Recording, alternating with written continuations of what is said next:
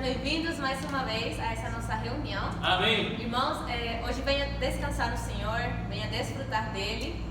Nós queremos começar compartilhando com vocês uma porção da palavra. Amém. Em Colossenses 1,13, ele diz: Ele nos libertou do império das trevas e nos transportou para o reino do Filho do seu amor. Aleluia por esse transportar. Amém. Que o Senhor nos deu. Hoje, irmãos, nós somos o exército do Senhor. Amém. E por isso nós vamos desfrutar do hino Somos para Cristo e seu reino. Amém. Oh Senhor Jesus. Amém. A estrofe 3 ela diz assim: nos leva a te seguir. Amém. Negar o eu e sempre prosseguir. Amém. A nossa cruz tomar, jamais atrás voltar. Amém. Queremos ao Espírito ouvir. Amém. A igreja é tal viver. Amém. É para a sua vida e nós crescer, nos aperfeiçoar, ao reino nos levar. Amém. Com Cristo, reis, ministros, a reger. Amém. Oh Senhor Jesus. Agora eu quero proclamar a estrofe 1. Amém. Diz: o Senhor quer nos revestir. Amém. Com sua armadura nos cobrir. Amém. Sem medo, sem temor. medo. Mas cheios de vigor. Amém. O inimigo vai nos perseguir. Cingidos a avançar. Sem nada irá nos abalar. Deus quer o seu poder. Nos faz prevalecer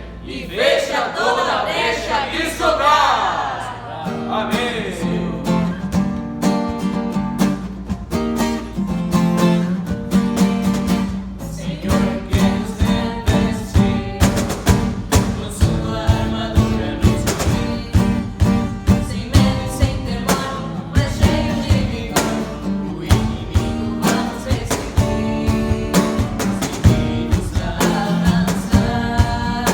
Sem nada irá nos abalar.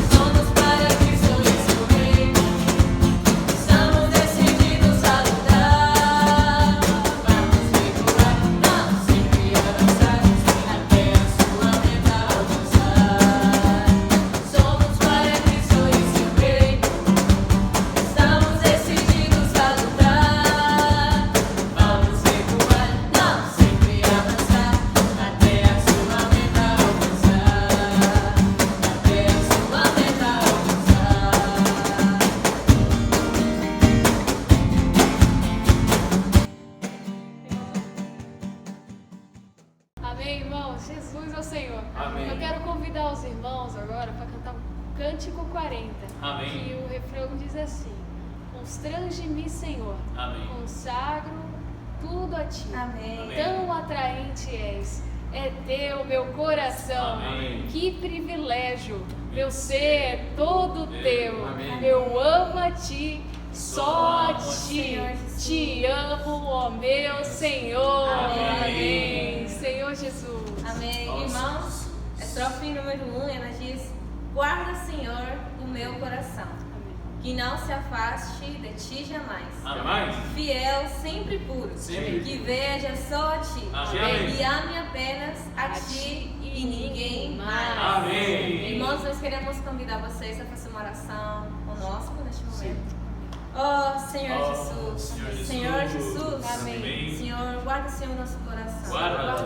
Oh, Senhor, que ele não venha se afastar de ti. Amém. Oh, Senhor Jesus. Amém. Mantenha, Senhor, nosso coração puro. Sim. Senhor, perto de ti. Amém. Oh, Senhor Jesus. Oh, Senhor Amém. Jesus. Senhor, nos libera, Senhor, de tudo aquilo. Sim, Senhor. Senhor, que nos afasta do Senhor. Amém. Oh, Senhor Jesus. Amém. Amém. Oh, Senhor Jesus. Senhor Oh, Jesus. Senhor Jesus. Amém.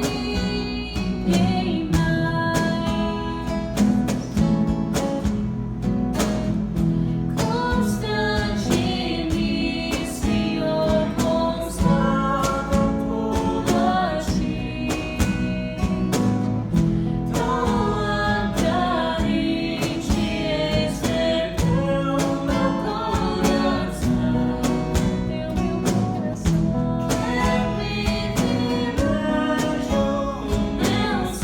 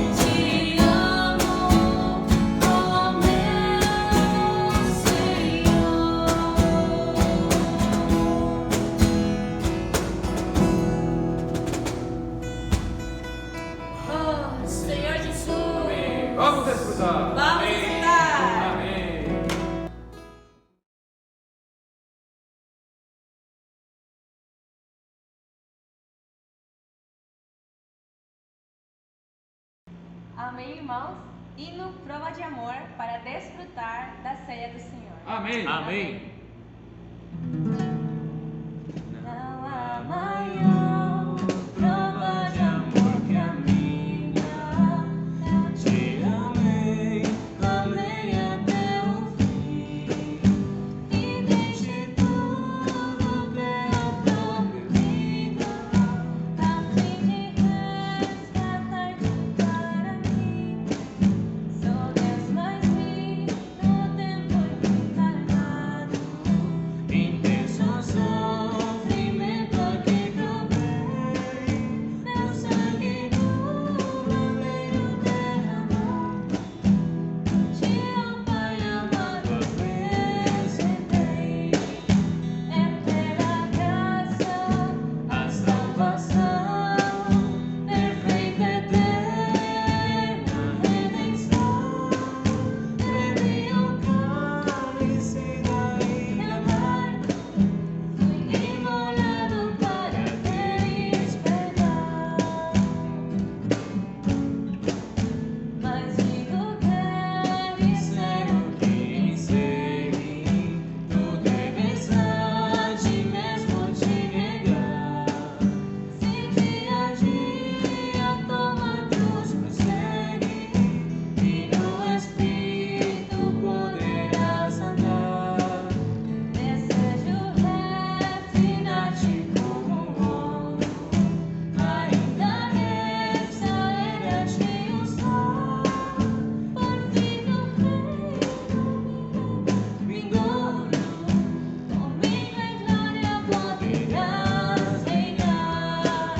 Seguro estás em minhas mãos, provejo a ti mais salvação, pois graça e misericórdia tenho, socorro pleno em qualquer situação. Senhor Jesus, declara que te amo, és meu filho, precioso Salvador. A ti consagro todos os meus ânimos, que sejam gastos só em teu favor. Aperfeiçoa ao teu mandar agora, passo útil faz-me tuas mãos. Sei que te vejo de pronto sem demora, oh minha rica herança, meu quinhão. Anunciarei teu grande amor, profundo, vasto, superior, até por fim eu ver teu rosto lindo, ser bem-vindo entre o reino, Senhor.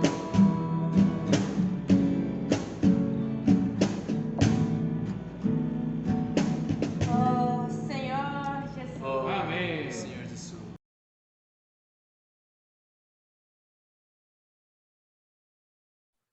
Boa noite, Jesus é o Senhor.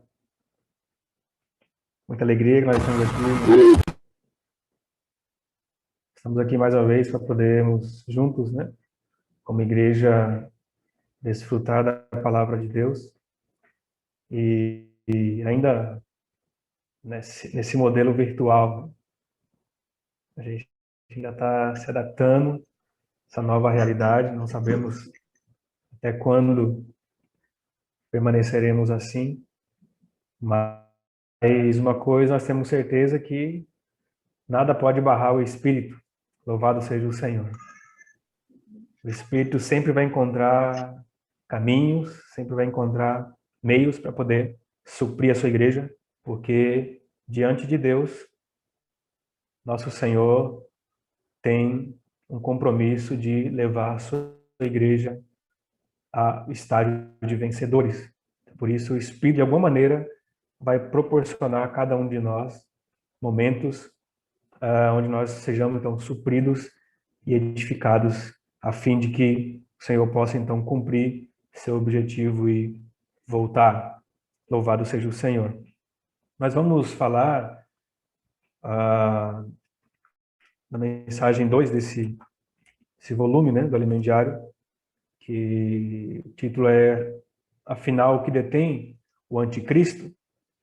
E hoje nós vamos falar sobre a palavra cujo título é Aprendendo com a Parábola da Figueira. Essa parábola da figueira ela é uma parábola bastante conhecida. E qual é o encargo central da palavra nessa semana?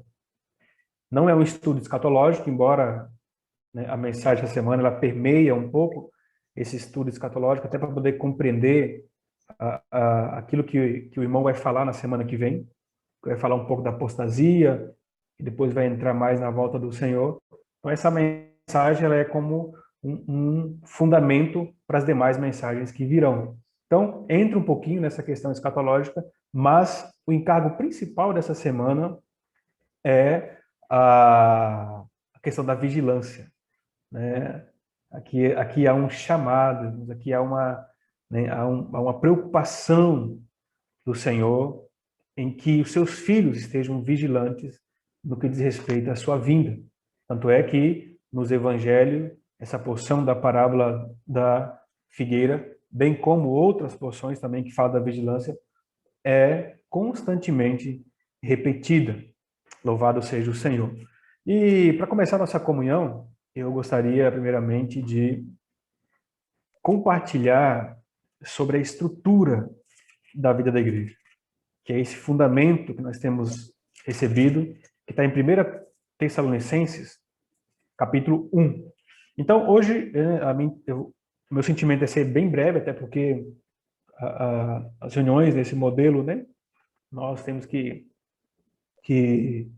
pensar um pouquinho também no conforto dos irmãos, então nós vamos tentar ser bem breve, mas aqui meu sentimento é trabalhar um pouquinho essa palavra sobre a volta do Senhor, a importância de mantermos vigilantes e, se der tempo, trabalhar um pouquinho a respeito de Israel. O Alimento Diário trouxe alguns pontos importantes nessa semana, encoraja os irmãos a lerem, trouxe a história contemporânea, né? Bem resumida, mas trouxe a história contemporânea de Israel, e nós sabemos que Israel é um lugar onde nossos olhos precisam estar sempre atentos, porque acontecimentos que ocorrerão ali determinarão a volta do Senhor. Então, Israel, a igreja, está totalmente ligada. Mas eu quero começar essa comunhão falando desse fundamento.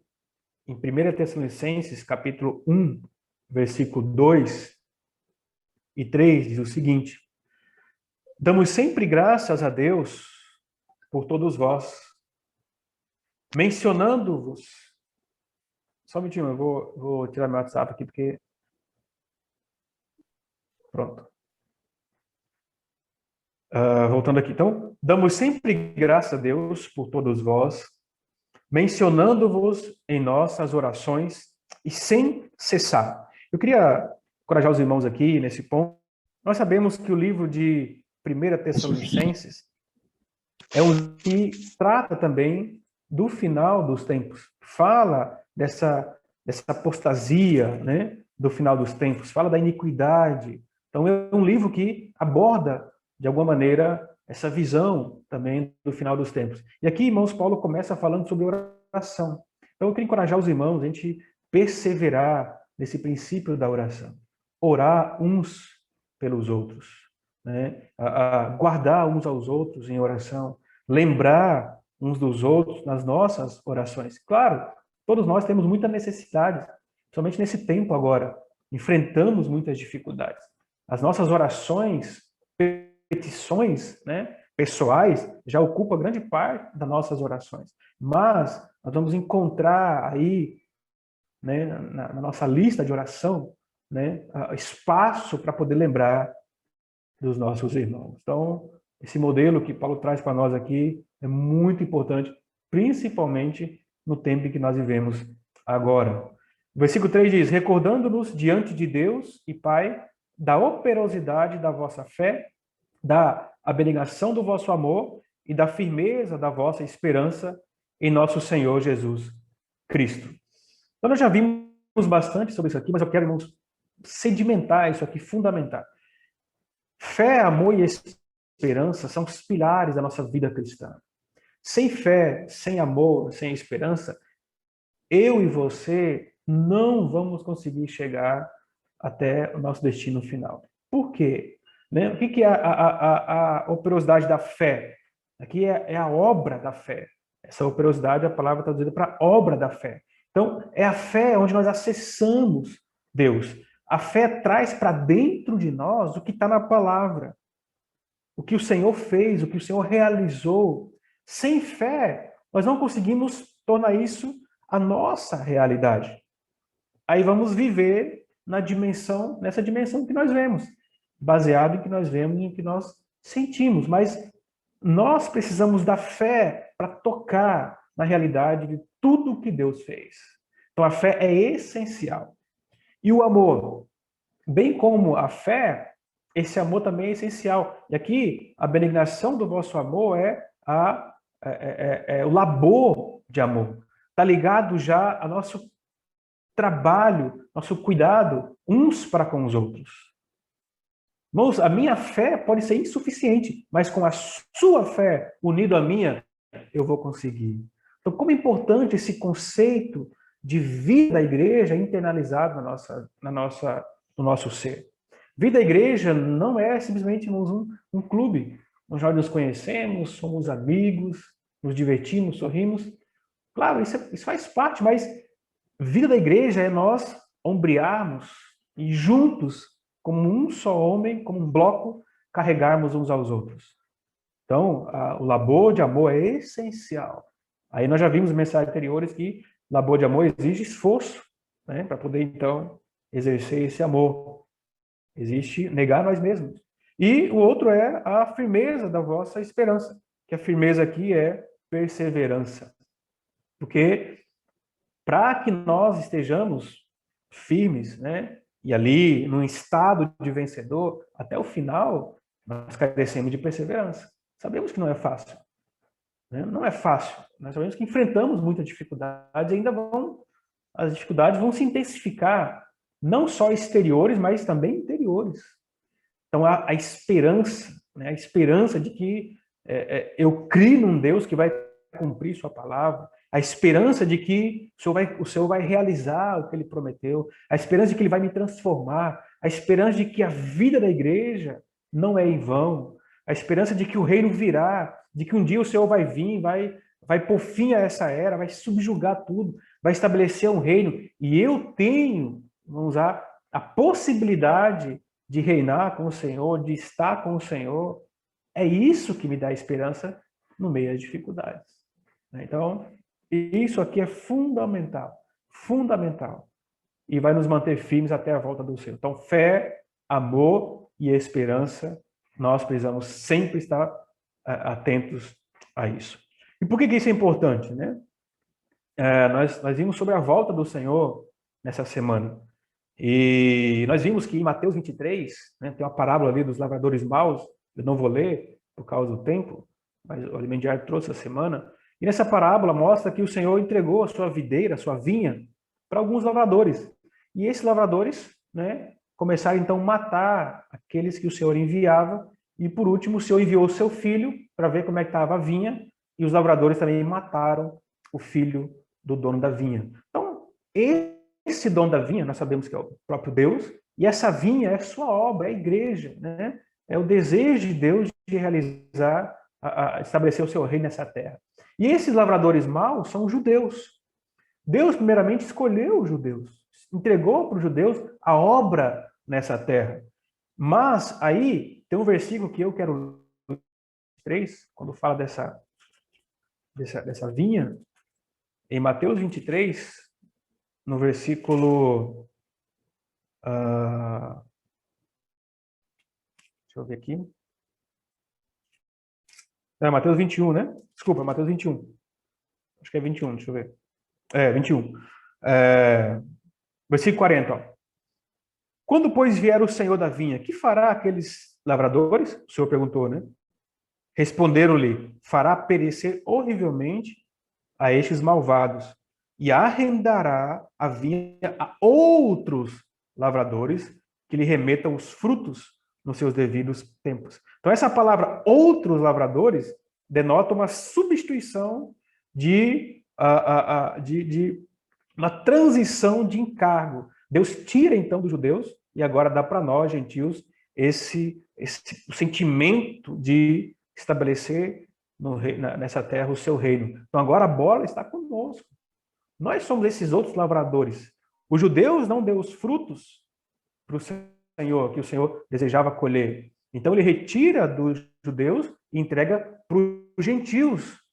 Então, nós, irmãos, agora nós temos essa responsabilidade diante de Deus de produzir frutos para Deus. E que frutos são esses? Nós sabemos, são frutos, primeiramente, interiores, ligados à transformação interior, e também frutos exteriores, ligados à pregação do Evangelho. Hoje, os jovens saíram para pregar o Evangelho. Louvado seja o Senhor. Mais de 70 pessoas receberam oração. Então, claro, vivemos num momento crítico, sim, mas, irmãos, nós precisamos crer que Deus também, de alguma maneira, está guardando aqueles que, com o coração puro, faz a sua obra, porque a obra de Deus não pode parar. Então, nós vamos dar esses frutos para o Senhor. E aí, por que eu estou falando isso? Porque o Senhor, assim como vindicou os frutos dos judeus e eles não deram, pelo contrário, mataram ele, um dia, irmão, o Senhor vai voltar e o Senhor vai vindicar os frutos daquilo que ele entregou para nós. E quando isso vai acontecer? Nós não sabemos. O Senhor pode voltar para nós a qualquer momento, ou nós podemos estar vivos quando ele vier na sua vinda, na sua manifestação. E aí, o Limem Diário usou um termo que é usado em alguns planejamentos, que é o caminho crítico. Então, aqui, eu só vou comentar aqui, não vou aprofundar, mas o Limem Diário, como tocou nesse ponto, eu queria trazer aqui sobre a volta do Senhor.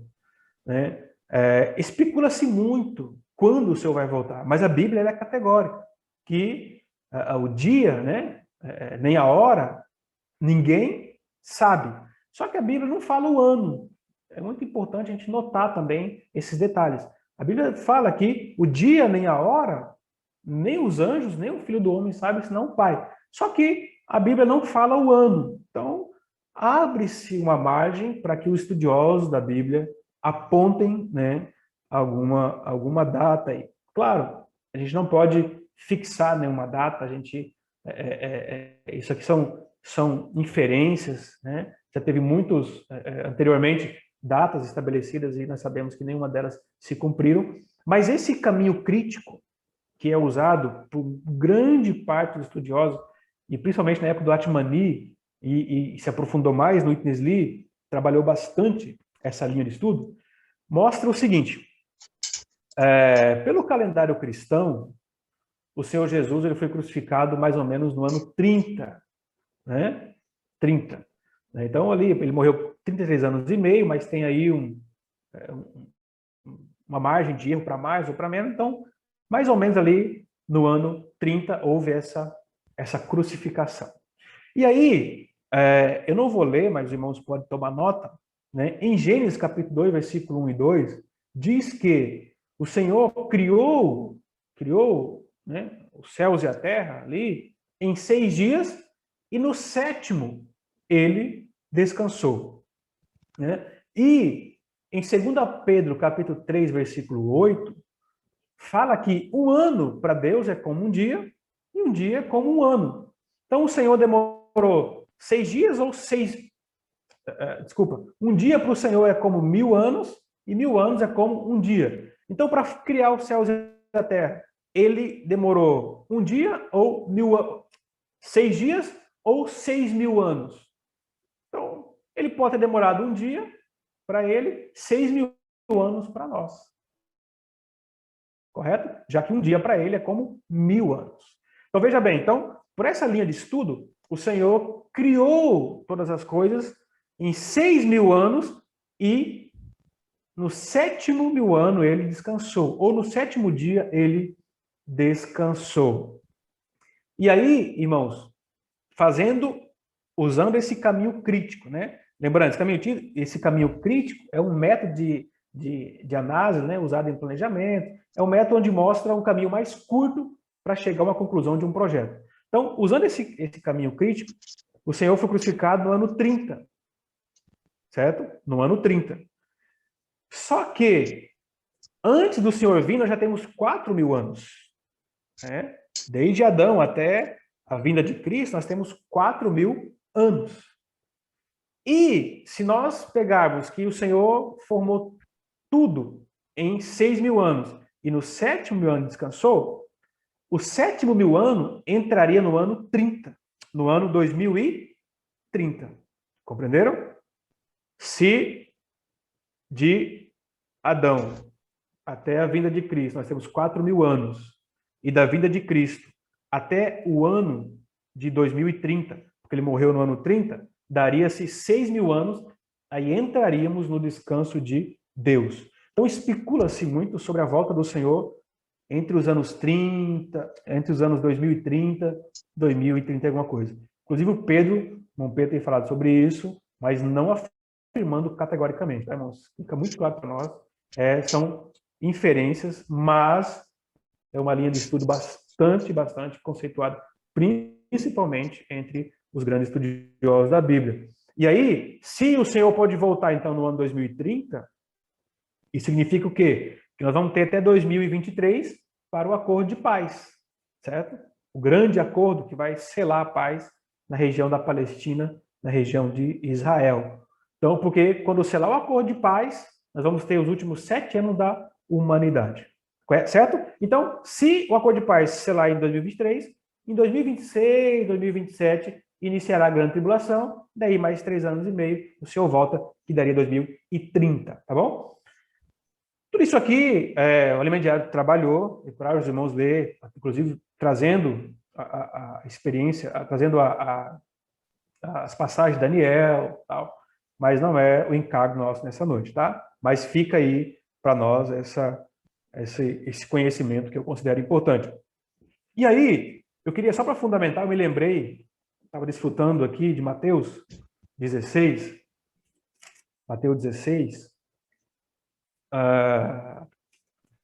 nós temos algo bastante interessante.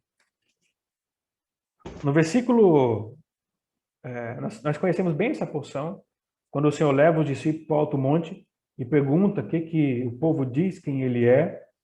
E aí no versículo 17, no versículo 16, diz assim, 16.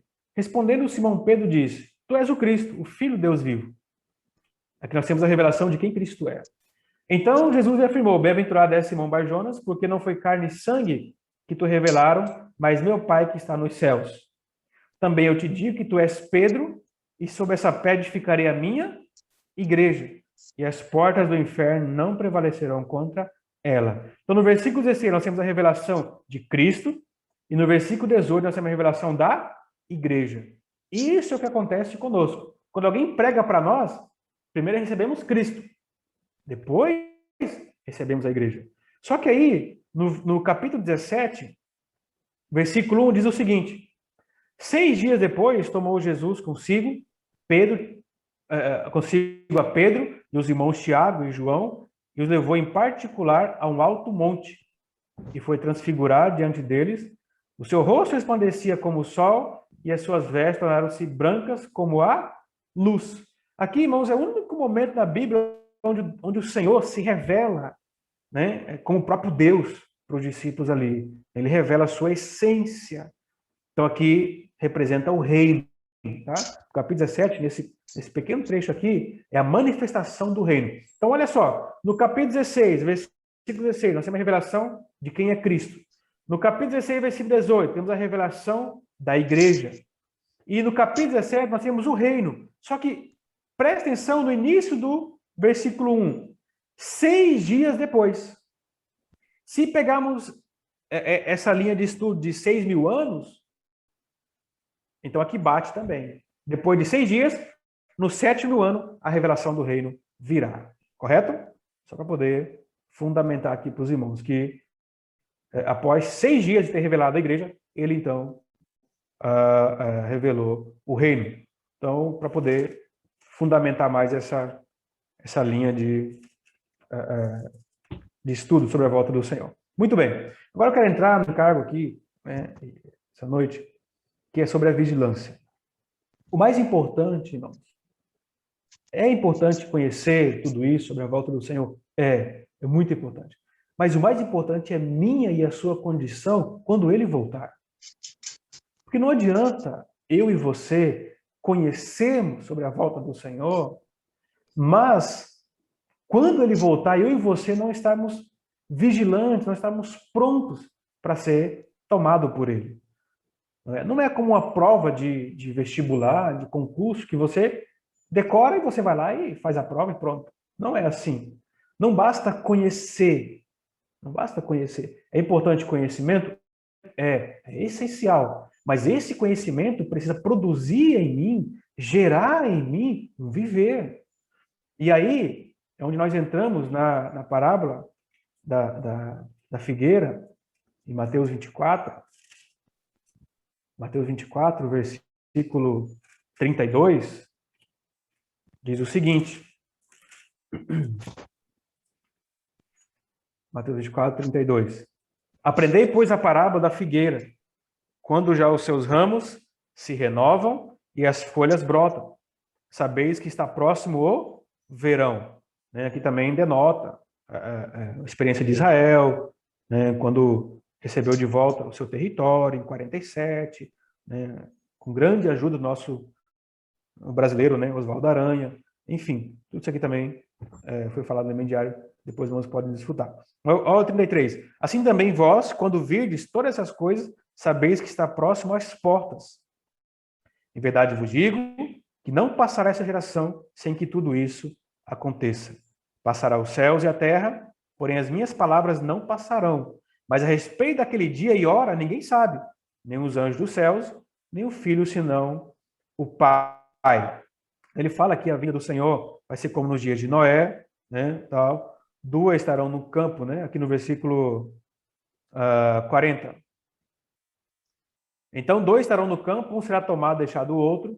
2 estarão trabalhando no moinho, uma será tomada, deixada a outra. Portanto, vigiai, porque não sabeis em que hora vem o vosso Senhor. Então, o encargo dessa parábola da figueira é sobre a vigilância. Então, eu e você, amados, nós precisamos estar vigilantes, atentos.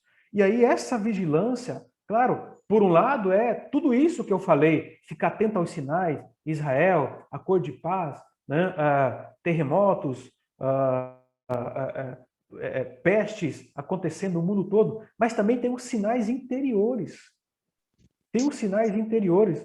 E aí eu queria compartilhar Lucas, capítulo 21, que é, irmãos, essa questão da vigilância, não é só uma vigilância exterior, mas também é uma vigilância interior. No versículo 34, Lucas 21, 34, diz assim: acautelai-vos por vós mesmos, para que nunca vos suceda que o vosso coração fique sobrecarregado com as consequências da orgia, da embriaguez e das preocupações deste mundo, e para que aquele dia não venha sobre vós repentinamente como um laço. Então, olha só, aqui também é a parábola da figueira, é o mesmo texto de Mateus, mas aqui ele acrescenta essa vigilância interior. Ele diz: acautelai-vos por vós mesmos, ou seja, cuide de você, cuide da sua pessoa, cuide do seu interior, para que nunca vos suceda que o vosso coração fique sobrecarregado com as consequências da embriaguez. A embriaguez aqui, irmãos, é intoxicação. Esse mundo quer nos intoxicar. Tem muitas coisas aí, ideologias, política. Irmãos, hoje há uma intoxicação tremenda de política. Não, A está certo, B está certo, não, se fosse assim está certo. Isso não tem fim. Não tem fim. Não é o homem que vai mudar o quadro, mas é a igreja. É a igreja. Quando a igreja for arrebatada, irmãos, o mundo entra no caos. É o caos. Então não são os governos humanos que ditam o ritmo, é a igreja. Então não temos que entrar em debate se é isso, se é aquilo. Nós temos que orar. A Bíblia diz para nós orar pelos governantes. Depende se eu gosto dele ou não. Tem que orar por ele, para que vivamos dias tranquilos e o evangelho possa propagar. Então, essa intoxicação, né? Os jovens, muitas ideologias nas faculdades, nas universidades. E que mais? Das preocupações. Olha só, aqui está ligado às preocupações do dia a dia mesmo. Tem que trabalhar, tem que estudar, tem que educar filhos. Né? Essas preocupações aqui é a ansiedade, no grego, né? No original. São as ansiedades pelas coisas que nós precisamos fazer. E o que mais? As preocupações deste mundo, e para que aquele dia, né, não venha sobre vós repentinamente como um laço. Então, nós podemos, irmãos, nosso coração ser tomado dessas coisas, nós nos preocupar com isso, com muita preocupação com isso, e aí as coisas vão acontecendo, a gente não percebe, e de repente, né, nós podemos então ser pegos de... E quando fala aqui, aquele dia, veja bem, aqui o dia é letra minúscula. Quando é a vinda de Cristo, quando fala só da vinda de Cristo, é letra maiúscula, D com letra maiúscula. Vocês vão ver que na Bíblia tem dia com minúsculo e dia com letra maiúscula. Quando fala dia com letra maiúscula, é a vinda de Cristo mesmo, a vinda aberta. Quando fala dia com letra minúscula, é o dia a dia. Então, o Senhor pode voltar para nós hoje, pode voltar para nós amanhã. Como é que está o nosso coração? Vamos ser pegos de surpresa? Ou nosso coração está livre dessas coisas? Ou estamos tentando desvencilhar dessas coisas? Né? O versículo 35. Pois há de sobrevir a todos que vivem sobre a face da terra. Ninguém está livre, irmãos. Ninguém. Vai vir sobre todos. Ninguém está livre dessas coisas. Vigiai. Precisamos estar vigilantes. Pois a todo tempo orando para que possa escapar de todas essas coisas que têm de suceder e estar em pé na presença do Filho do Homem. Está em pé aqui está aprovado diante do Senhor quando Ele voltar para nós. Nós não sabemos quando Ele vai voltar. Temos aí a experiência da nossa amada irmã Lúcia. Quem poderia imaginar que o Senhor ia recolher ela agora? De forma tão abrupta, tão rápida, tão repentina. Ninguém sabe, irmãos. Eu costumo dizer que nós todos temos uma senha. E quando o Senhor chamar a senha, não tem que ir. É como um banco. Eu pego a senha e fico esperando. Quando aparece lá meu número, tem que ser atendido. Então eu não sei qual é a minha senha. Então eu preciso ter um viver de que aguardo o Senhor. Isso é muito importante.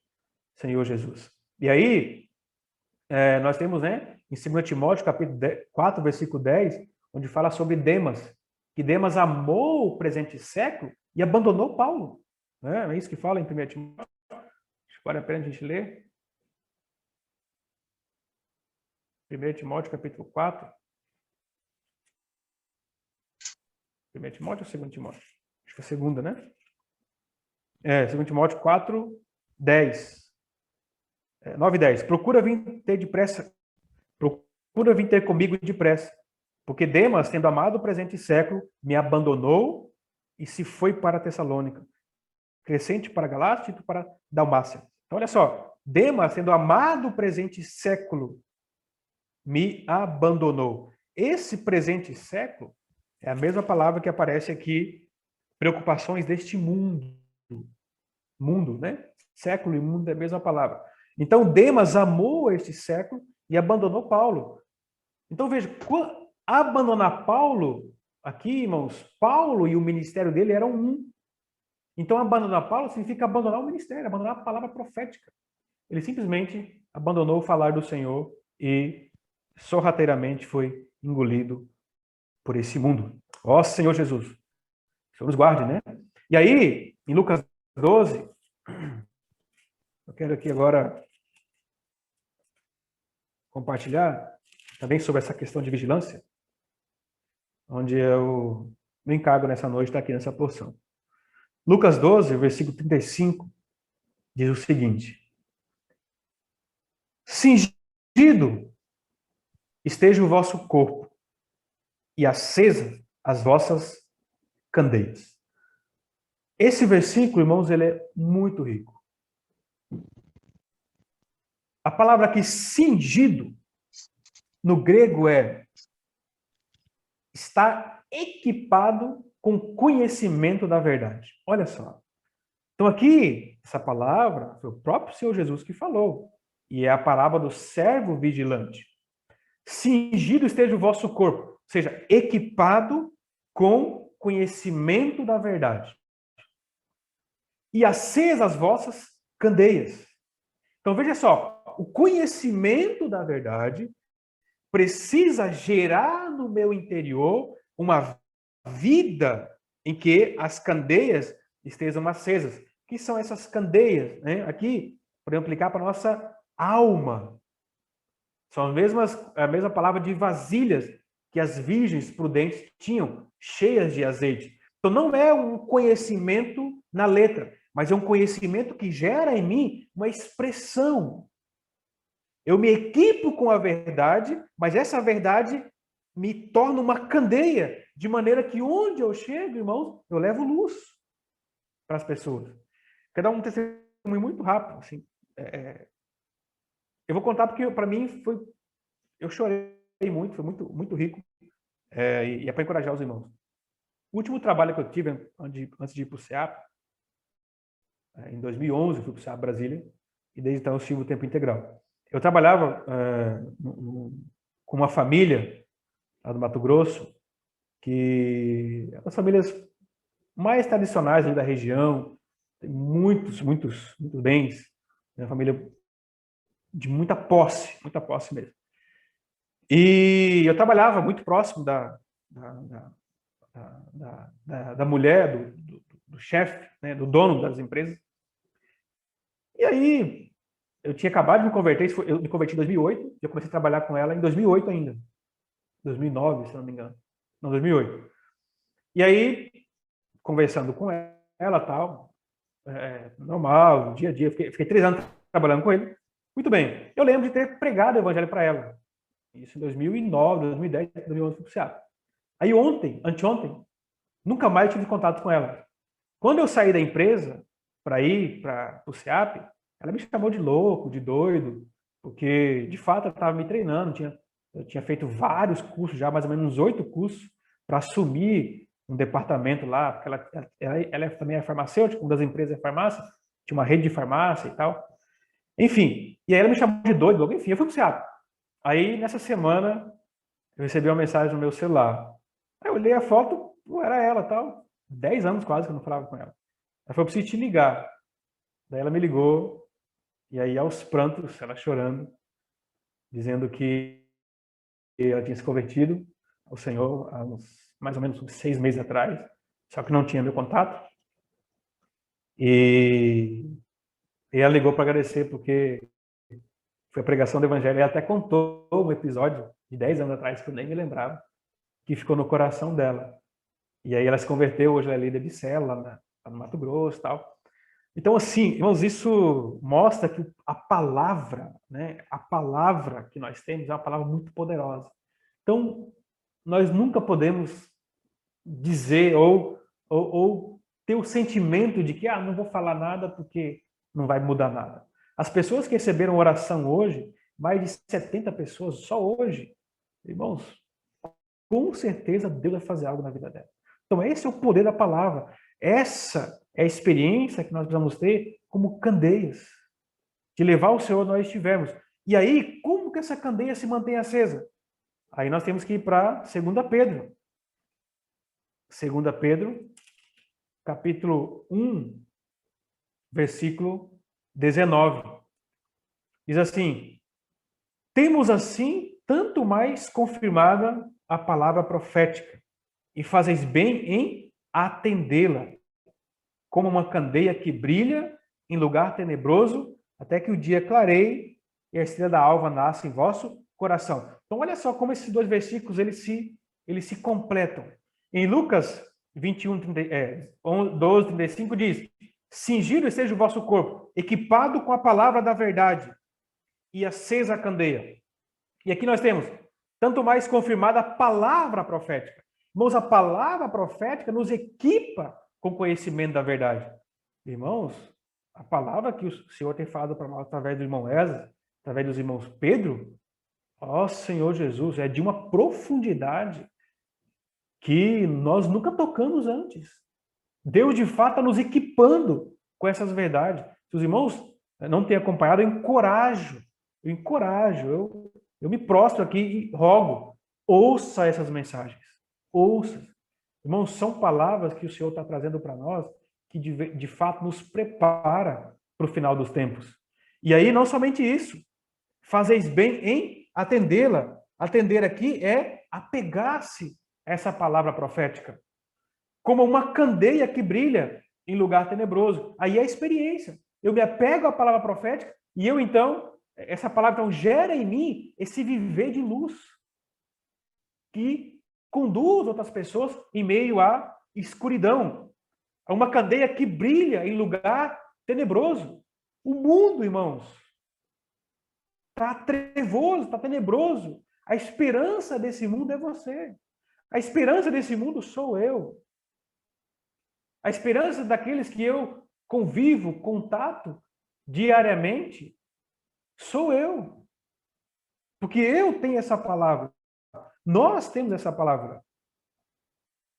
Que brilha em lugar tenebroso. Até que o dia clareie. Ou seja, até que, aqui no grego até que se rompa a escuridão. Onde nós fomos hoje, ali há trevas. Mas nós podemos brilhar e romper a escuridão. Ó Senhor Jesus, romper a escuridão na vida das pessoas. E aí, em lugar tenebroso, até que o dia clareie e a estrela da alva nasça em vosso coração. Estrela da alva aqui é estrela da manhã. Então, quem é essa estrela da manhã que vai brotar, que vai vir? Nós sabemos que é o Senhor, né? Isso está em Apocalipse, né? Lá no finalzinho de Apocalipse, no 21, 22, 16, ele diz assim: eu, Jesus, enviarei o meu anjo para vos testificar essas coisas às igrejas. Eu sou a raiz e a geração de Davi, a brilhante estrela da manhã. Oh, Senhor Jesus! Mas isso é muito rico. É muito rico, porque a Bíblia nos conforta. Né? Aqui mostra a palavra profética, eu recebo, produz em mim um viver de realidade, e esse viver de realidade vai me guardar até a estrela da manhã surgir naquele dia. Ó Senhor Jesus, você crê nisso? Eu creio, irmãos, eu creio nisso. Eu creio que essa palavra que nós estamos recebendo é a palavra que vai produzir em mim esse viver de vigilância, esse viver de luz para as pessoas, de pregar o evangelho, esse exército de jovens santos, esse milagre da aurora, nós estamos ouvindo até aquele dia onde a estrela da manhã vai brilhar, vai nascer no meu coração. E aqui, mais uma vez, dia é com letra minúscula. Então essa estrela da alva pode vir para mim amanhã, pode vir para mim hoje. E eu preciso então estar apercebido. Louvado seja o Senhor. Voltando para Lucas 12, vou concluir aqui essa porção. Lucas 12. Deixa eu ver aqui meu horário. Lucas 12, no versículo 36. Deixa eu só conferir aqui, irmão, porque...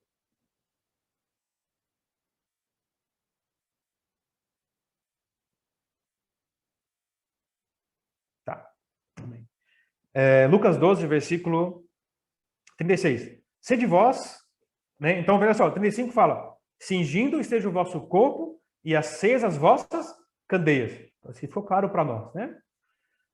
Sede vós semelhante a homens que esperam pelo seu Senhor ao voltar ele das festas de casamento, para que quando vier e bater a porta, logo lá abram.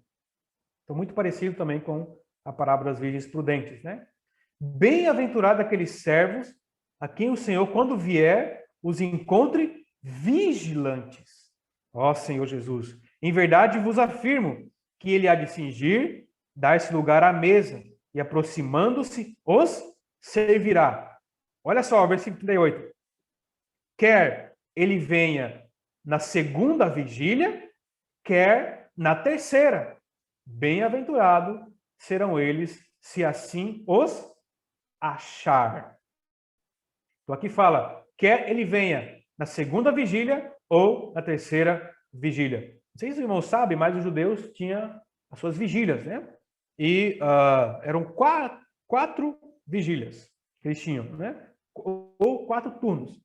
A primeira vigília, o primeiro turno, era de 6 da tarde às 9. E a última, né, é de 3 da manhã a 6 da manhã.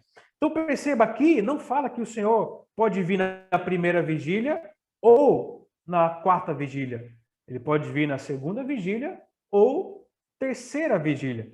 Segunda vigília é das 9 à meia-noite. E terceira vigília é da meia-noite às 3. Então, isso mostra o quê, irmãos? Que o Senhor vai voltar no momento mais negro da humanidade. Quando, de fato, tiver escuridão total, quando as trevas estiverem tomando conta desse mundo, aí então ele vai voltar. Ele não vai voltar na primeira vigília porque está começando a noite. E não volta na última vigília porque começa a clarear. Mas entre 9 e 3 da manhã, né, e principalmente ali entre meia-noite e 3 da manhã, é o período mais escuro do dia. Isso é comprovado cientificamente. Então, olha só, como que eu e você vamos viver nesse mundo em total escuridão? Recebendo a palavra profética. E ela tornando em mim essa candeia, essa experiência de luz, não só para mim, mas para outros. É assim, irmãos, que nós vamos estar percebidos e quando o Senhor bater na porta, nós vamos abrir e dizer, entra, Senhor. Eu estava mesmo te esperando. Não é assim quando você... agora está difícil, mas você vai receber uma visita, né? Você fica ali, se prepara tudinho, você fica atento, né? Se chamou para almoçar, tal. Se bate na porta, você fala, é eles. Você já dá uma ajeitadinha ali e abre a porta, seja bem-vindo, fica à vontade, tal. Irmãos, o Senhor vai bater na nossa porta. Vai bater na sua e na minha. Nós vamos estar apercebidos para abrir e dizer, Senhor, entre. Eu estava mesmo te esperando.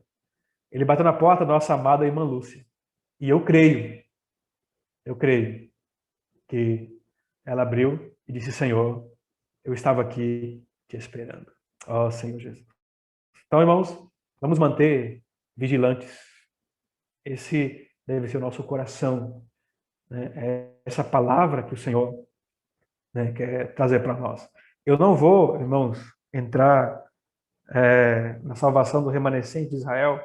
Até trouxe aqui para poder compartilhar com os irmãos, mas eu não vou porque iria demorar muito tempo. Eu só vou mencionar, né, em Romanos 9, 27, né, lembra que a gente falou que Israel, né, não cumpriu o que Deus tinha determinado para eles, então tirou deles, né, o reino, a igreja, a comissão, entregou para os gentios.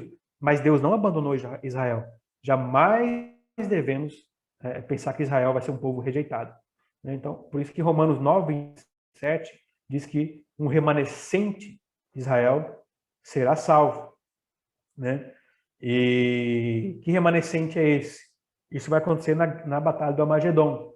Né? Para os irmãos saberem, a Batalha do Armagedon, ela está em Apocalipse 16 e Apocalipse 19. Né? Ali fala um pouquinho sobre a Batalha do Armagedon e também em Zacarias, capítulo 12, 13 e 14. A Batalha do Armagedon é o último acontecimento antes da manifestação do reino, onde todos os reis, né, sitiarão, né, todos os povos sitiarão Jerusalém para destruir de vez com Israel. Né? Muito ódio será levantado contra Israel, e ali então, isso propositalmente, Deus vai fazer isso para poder destruir todos os povos em um único lugar, todos os reis da terra em um único lugar. E Israel então vai ser encurralado. Né? Em Zacarias 14, versículo 1 a 3, mostra isso, que Jerusalém vai ser sitiada, né? Só que em Zacarias 12, né, de 10 a 12, mostra que os judeus vão reconhecer Jesus, né? Naquele momento onde a palavra Magedon, desculpa, a palavra Magedon significa ar, significa guerra, e Magedon significa Monte Megido, ou Monte da Matança. O que é o Monte Megido? É o Monte das Oliveiras, é o mesmo monte. Então, a Batalha da Magedon vai acontecer ali no Monte das Oliveiras, né? E ali em Zacarias, capítulo 14, mostra que o Senhor vai descer e colocar os pés sobre o Monte das Oliveiras. Por isso que em Atos, capítulo 1, quando ele é ascenso ao céu, os anjos dizem para os apóstolos: por que está olhando para cima? O mesmo Senhor que subiu vai descer, né? Então, o Senhor que foi ascenso no Monte das Oliveiras, ele também vai descer no mesmo monte. E aí Israel vai ser encurralado ali. Terça parte vai ser morta, né? Vai ser totalmente destruída de Jerusalém, mas um terço vai ser guardado, que são os remanescentes, e o Senhor vai colocar os pés no monte, e quando eles verem as mãos e os pés do Senhor, eles então vão prantear, vão chorar e vão reconhecer que eles mataram de fato o Salvador do mundo, Filho de Deus. E aí, em Zacarias 13, 7 e 9, eles invocam o nome do Senhor, e aí em Zacarias 14, 4 e 5, o Monte das Oliveiras se divide ao meio e eles fogem, né? Eles escapam, assim como o Mar Vermelho, né? Fundiu ali, se abriu, eles fogem, e aí fala que o Senhor com os seus santos, ou seja, com os vencedores, somos nós, vamos estar lá, vai então destruir os reis da terra, né? Vão pisar o lagar das uvas, de maneira que o sangue vai estar no freio dos cavalos, numa distância aí de mais de 2 quilômetros, né? De distância, a matança. Enfim, aí Deus vai destruir então ali os reis da terra. Amém? Mas, para concluir aqui, eu queria encorajar os irmãos num versículo, tá? Já terminei aqui. Nós não vamos falar sobre salvação dos remanescentes, mas em Mateus 15 tem uma porção que eu quero encorajar os irmãos para concluir aqui. 15, 29. Partindo, Jesus ali disse, foi para junto do mar, partindo Jesus dali, foi para junto do mar da Galileia, e subindo ao monte, assentou-se ali. E vieram a ele muitas multidões, trazendo coxos, aleijados, cegos, mudos e outros muitos, e os largaram junto aos pés de Jesus, e ele os curou. Nós sabemos, irmãos, que o Senhor fez muitas curas enquanto esteve nessa terra. E muitas delas o Senhor foi até as pessoas, e muitas delas as pessoas foram até o Senhor sozinha, mas aqui mostra que essas pessoas foram até o Senhor, mas não foram sozinhos. Aqui fala que as multidões foram até Jesus, trazendo coxo, aleijados, cegos, mudos, e largaram junto aos pés de Jesus. Então, muitas vezes, irmãos, muitas vezes, aqui eu quero encorajar nós mesmos, nós, da vida da igreja, nós cristãos, muitas vezes, nós estamos numa situação de enfrentamos tanta luta, tanta dificuldade, passamos por situações que nos deixam tão desanimados, tão cabisbaixos, que mesmo eu sabendo que aos pés de Jesus eu serei curado, eu não tenho força para ir para lá. Se você já se encontrou assim, mas se você se encontra assim, eu quero dizer para você o seguinte, tem irmãos que podem te levar para lá. Peça ajuda, peça oração. Aqui fala que vieram a ele, no versículo 30, muitas multidões trazendo consigo. Irmãos, se nós não conseguimos ir até o Senhor para tocar Ele, para ser tocado, para ser reavivado, eu estou vendo o que Deus está fazendo, eu estou vendo que a palavra está sendo falada, mas eu não tenho força em mim mesmo para ir até o Senhor. Irmãos, vamos pedir ajuda. Vamos pedir socorro. Tem irmãos, tem pessoas que podem pegar você pelos braços, pegar você no colo e levar, sim, até o Senhor e ali você vai ser curado. Por meio de uma oração, por meio de uma visita, por meio de uma comunhão, né? Que fala aqui, no versículo 30, né? Vieram ele muitas multidões trazendo consigo coxos. O coxo é aquele que anda com dificuldade. Talvez um dia você caminhou muito bem a vida da igreja. Você corria, servia, mas hoje você está coxo. E aqui fala, não só coxo, mas fala aleijado. Já é uma experiência de parou de vez.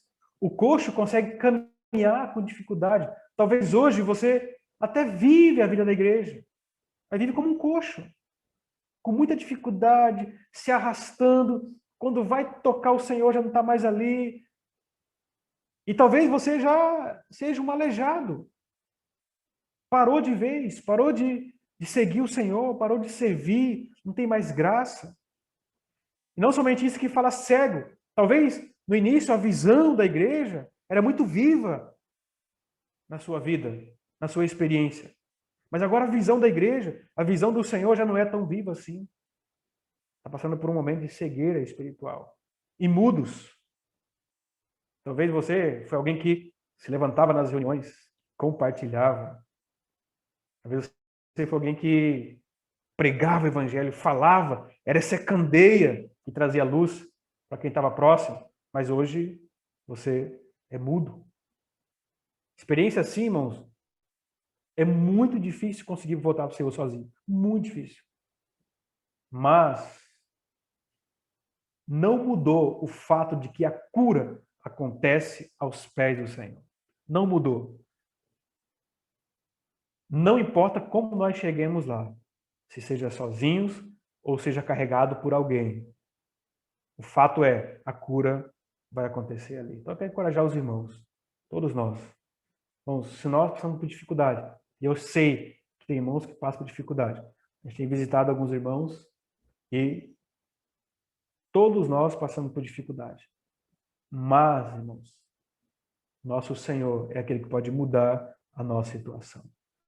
Pode nos transformar, né, de uma vida, talvez aí, embriagado com este mundo, coração sobrecarregado, para um viver de candeia e de extrema vigilância. Amém? Então, se nós carecemos de ajuda, lembre-se, nós somos a igreja. Nós somos companheiros espirituais. Não hesite em pedir ajuda, não hesite em pedir oração. Jesus é o Senhor, que o Senhor abençoe todos nós.